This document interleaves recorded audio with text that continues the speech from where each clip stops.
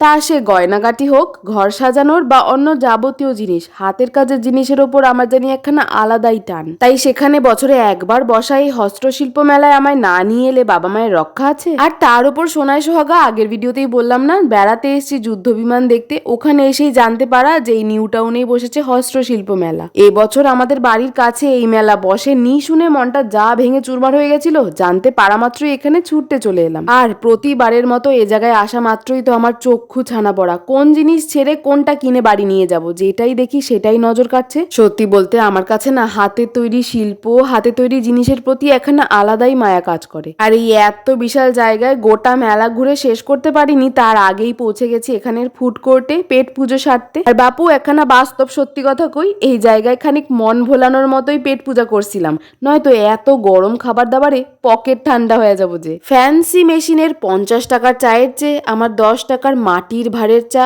অনেক সুখের বই কি। মেলা দিয়ে চলেই যাচ্ছিলাম, কিন্তু 104 নম্বর ব্লকে দেখি আরেকখানা ছোট মেলার মাঠ আছে, যেখানে চোখ জুড়াবে না এমন সমস্ত মাটির জিনিসপত্র রয়েছে। কিছু কিনেও নিলাম, ব্যাস বাড়ি রাতে রাতে।